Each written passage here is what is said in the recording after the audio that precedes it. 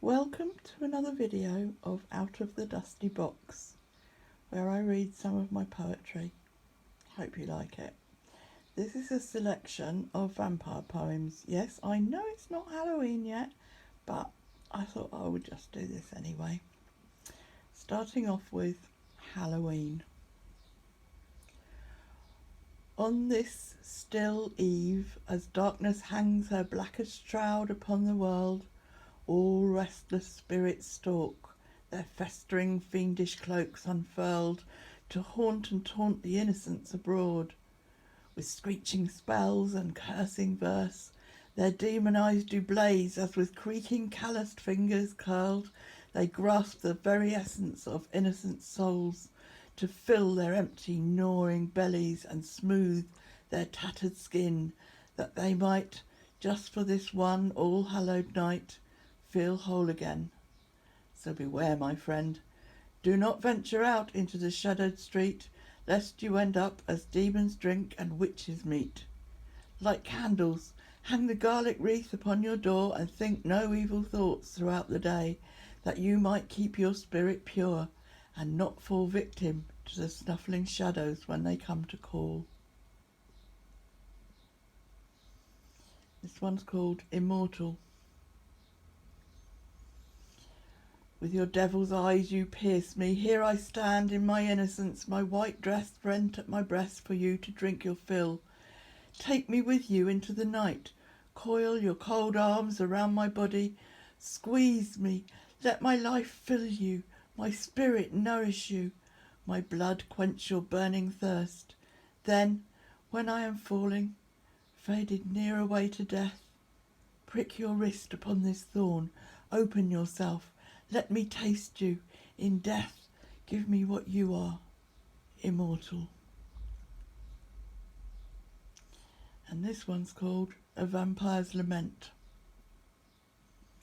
Are you visiting old friends today up there in the graveyard? I sense your sadness, your distress. Are you reading my headstone? Rest in peace. Peace. This is not peace. Just a preternatural pause in the proceedings. Not sleep. This is not sleep. This still silence of death's trek. My bones are clothed in cold clay. My parchment paper skin waits for the sun's sojourn into night. You are here again, above. I hear you, smell you, crave you. Night is drawing down on dark wings.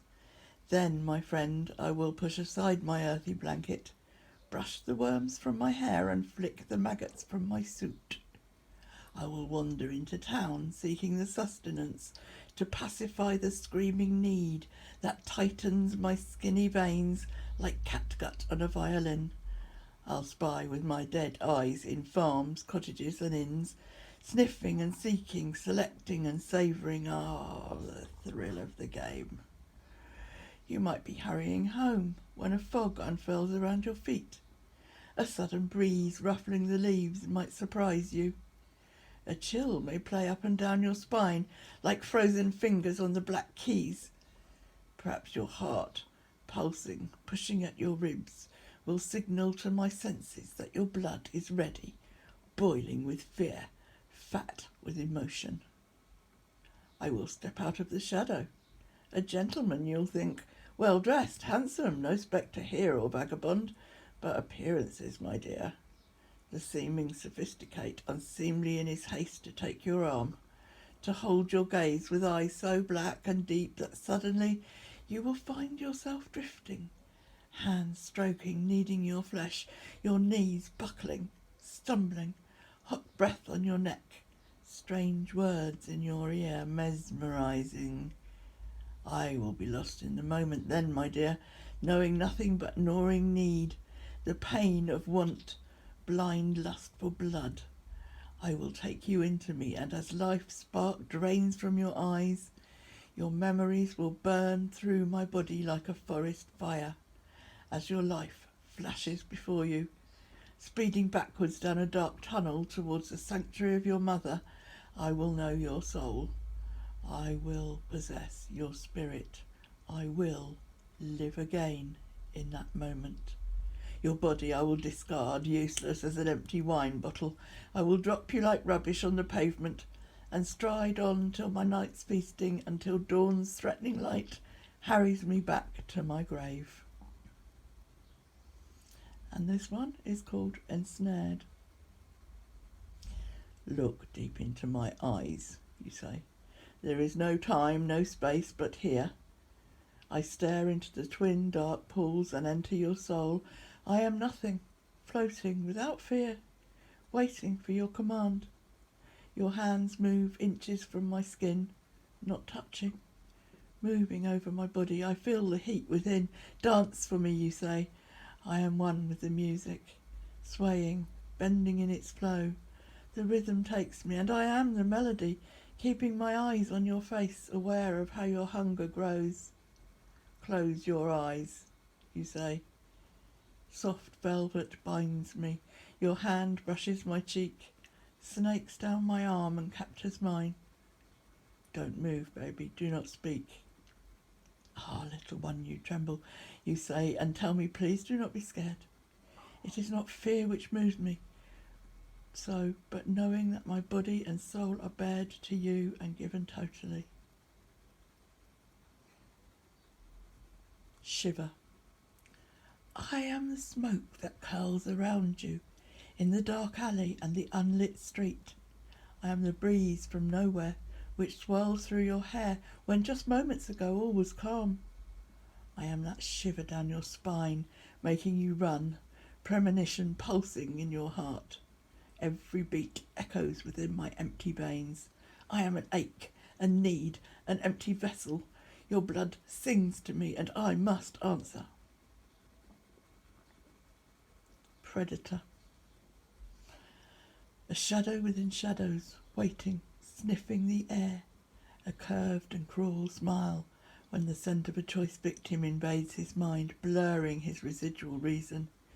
She tarries on her journey home, lonely, listening in the wind for a rustle or footstep. A handsome man steps out of the dark, captures her gaze, hypnotic, drawing her close. Drawn together in fate, needing, exchanging dreams. He takes her pain, her anger. She receives from him a gift of cruel eternity, the destiny of night forever. Inhumanity.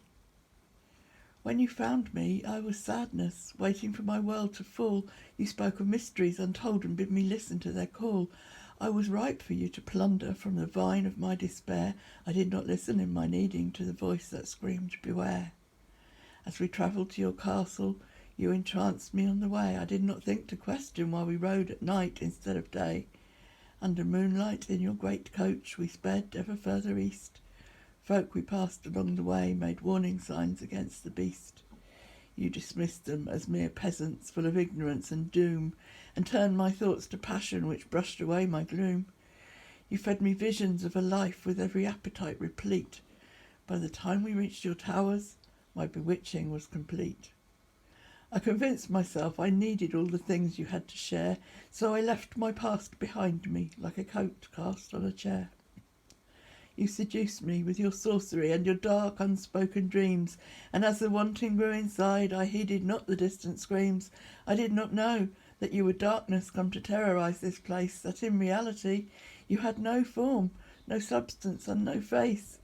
Your earthly shape existed from 1,000 people's pain.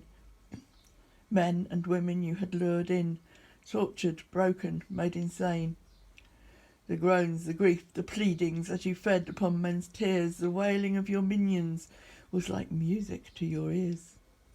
You invited me to join you for this symphony in your tower, a mad conductor with a baton, wielding terror, lust and power. You did not want me for a subject, but as consort at your side.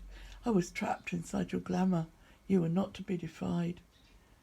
I existed on those morsels which you fed me from your plate, the emotions of your prisoners, grief and misery and hate. With your sorcerer's sword, you slew my mind, I fell before the blade. You plundered my emotions, I could not fight against a shade. You drained my spirit, bound my body. used my soul to feed your will. You drew me into darkness, sought to mould me with your skill. There is still some small spark of reason still alive within my mind. I must gather every small, faint hope of courage I can find. For your black art lives and breathes within the hours of night, and my chance will come one morning with the new day's early night.